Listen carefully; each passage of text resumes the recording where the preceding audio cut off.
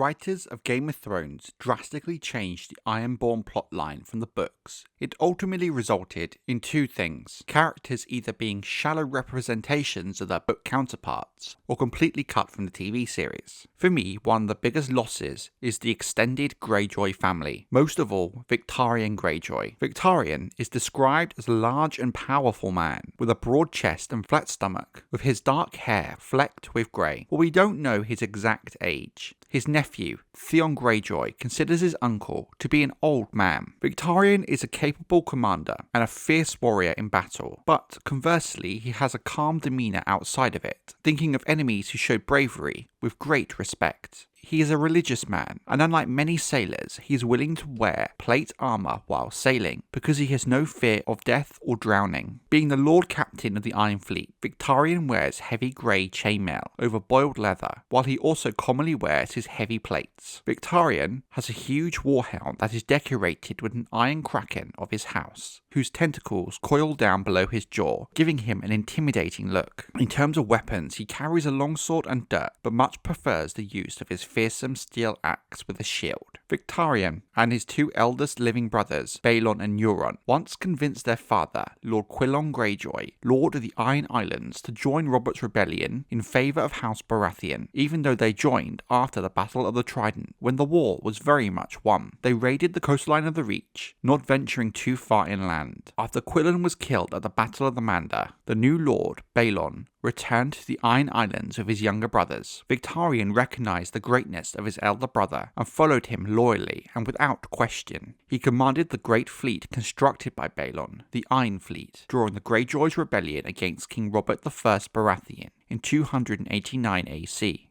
During the rebellion, using a plan Euron Greyjoy had been the mastermind of, they sailed into Lannisport and burned the Lannister fleet while it was still at anchor, with Victarion said to have thrown the first torch onto the flagship of Lord Tywin Lannister. Later in the rebellion, the Iron Fleet was unexpectedly smashed by Stannis Baratheon in a sea battle off Fair Isle, during which Victarion's younger brother Aerion's vessel, Golden Storm, was chopped in half by Stannis' warship Fury. After the rebellion's end, Victarion continued to serve faithfully as Lord Captain, despite the crushing loss at Fair Isle. Victarion has married a total of 3 times. His first wife died in childbirth, birthing a stillborn daughter. His second wife was stricken by a pox. His third wife was seduced and impregnated by his brother, Euron. The act of betrayal by his brother drove Victarion to beat her to death to retain his honour. Only the serious taboo against the idea of kinslaying kept Victarion from doing the same to Euron. Since the death of his third wife, he has not married since, nor has he forgiven Euron. As a result of his actions, Euron was forced into exile by Balon in 297 AC. The beating to death of his third wife was not the only time Victarion resorted to such violence, having beaten 4 men to death with his fists. Victarion also thrashed Harys Harlaw on multiple occasions when Harys was young, during the events of A Clash of Kings, in the preparation for the invasion of the North planned by his brother, Balon Greyjoy. Victarion loans his steersman, Rymoth Stormdrunk, to his nephew, Theon Greyjoy. Victarion later attends a feast at Pike's Great Hall with his brothers, Balon and his younger brother Aeron. He was sent with the main strength of the Iron Fleet to take Moat Cailin by the self-proclaimed king and brother Balon Greyjoy. Moat Cailin falls quickly to the Ironborn's surprise assault and is captured with ease, a huge win for the Ironborn given the key tactical position of the castle. After Theon takes Winterfell without orders, he intends to hold Meera and Jojen Reed captive to prevent their father, Lord Howland Reed, from attacking Victarion's men from the Neck to the south. But the Reed children vanish from Winterfell. Later, during the events of A Storm of Swords, Robb Stark, the king in the north, is informed at Hagsmere of Balon's death on Pike and the return of his exiled brother, Euron Greyjoy. Robb thinks that Victarion will leave Moat Cailin to challenge Euron and claim Balon's throne. During the events of A Feast for Crows, while holding Moat Cailin, Victarion wears mail and leather day and night for protection from the Crannog men, who have been ambushing his men from the swamps. When returning to the Iron Islands, he leaves a token force to defend Moat Cailin under the command of Ralph Kenning, then returns to the Iron Islands with his fleet to decide on the succession of the next Iron King. On his return to the islands, Victarion makes a claim to the Seastone chair as Balon's brother and second in command. he refuses the offer of his niece, Asha Greyjoy, to share rule with him as king and her as hand, as she could technically be seen as the rightful heir. Victarion makes a strong claim at the King's Moot, and does gain some support, but the crowd ultimately favours Euron and his bold promises. Despite his deep hatred for Euron after the incident with his wife, Victarion's obedient and dutiful nature keeps him following his king's orders. He leads the taking of the Shield Islands off the coast of the Reach, slaughtering unarmoured sailors and winning a duel with Sir Talbot Serry, the son of Lord Osbert Serry. However, during the fight, his left hand is wounded. After his victory, Victarion watches helplessly as Euron steals many of his trusted comrades away from him by giving them titles on the Shield Islands. Victarion also deplores the cruelty Euron shows towards the slain lord's women, which shows him that Euron's nature has not changed in the years since his exile. Apparently, completely oblivious to Victarion's hatred towards him, Euron summons his brother to a private meeting in Lord Hewitt's castle and asks him to find Daenerys Targaryen in Essos and deliver Euron's marriage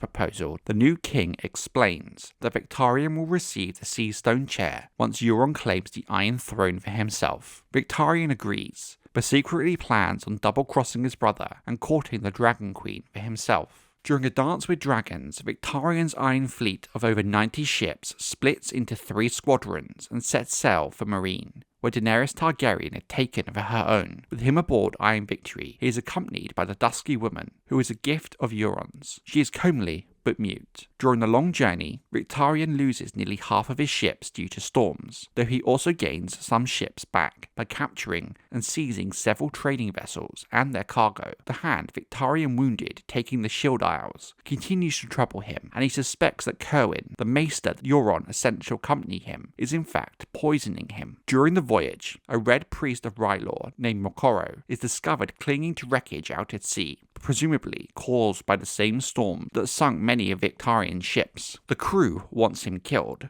but Moqorro convinces Victarion to allow him to treat his wounded hand. Behind closed doors, Moqorro apparently uses magic on the Lord Captain. When Victarion emerges from his cabin, his hand is charred and blackened. Moqorro, like Melisandre, can see the future in the flames and uses the magic to aid Victarion in his quest. For instance, Victarion orders his crew to kill Cerwyn, as Moqorro had seen a vision that the Maester's death would bring the ship good winds. The Iron Victory's crew live in great fear of Moqorro and call him the Black Flame. Victarion makes offerings to both the Drown God and R'hllor, which could mean the formerly devout Victarion is becoming a follower of R'hllor rather than the Drown God. Moqorro also alerts Victarion that he has seen that Daenerys Targaryen is already married in his flames, but Victarion is unconcerned by this, stating she would not be the first woman he'd made a widow.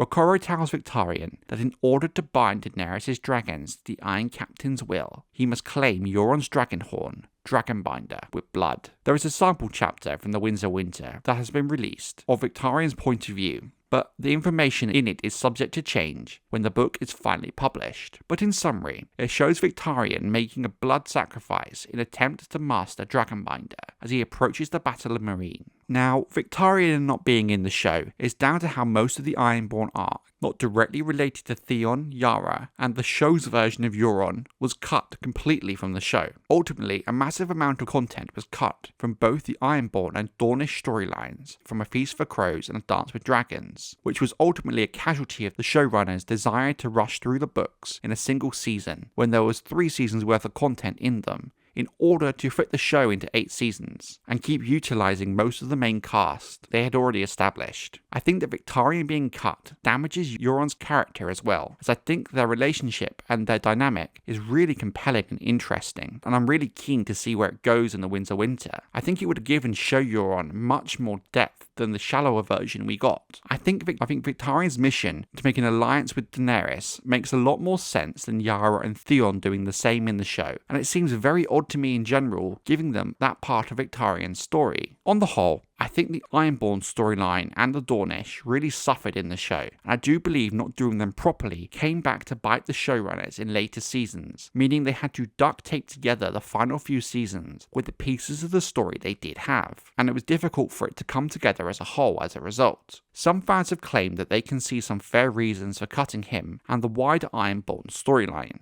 One of the main criticisms that some fans have of Feast for Crows, which I don't wholly agree with myself, is that it introduces many new characters, and it lacks a lot of the established characters from the previous books, and this issue would have also been a problem for the show. Now, I don't particularly agree with that statement, but I can slightly understand how adding so many new characters halfway through the show could have been a problem. It potentially could have disrupted the pace greatly, would also have meant that a lot of the main cast, who by this point were being paid millions of dollars an episode, having much reduced screen time to fit these new characters in. The solution of extending the series or adding more episodes a season could have mitigated this a bit, but as we know, the showrunners wanted to be away from the show as soon as possible, and as a result, much of the post-season 5 story diverges greatly from the source material. Ultimately, I think the choice to merge A Feast for Crows and A Dance with Dragons into one season of the show, when it could have clearly have covered 3 or 4 seasons, is one of the key reasons that led to the issues the show faced post-season 5.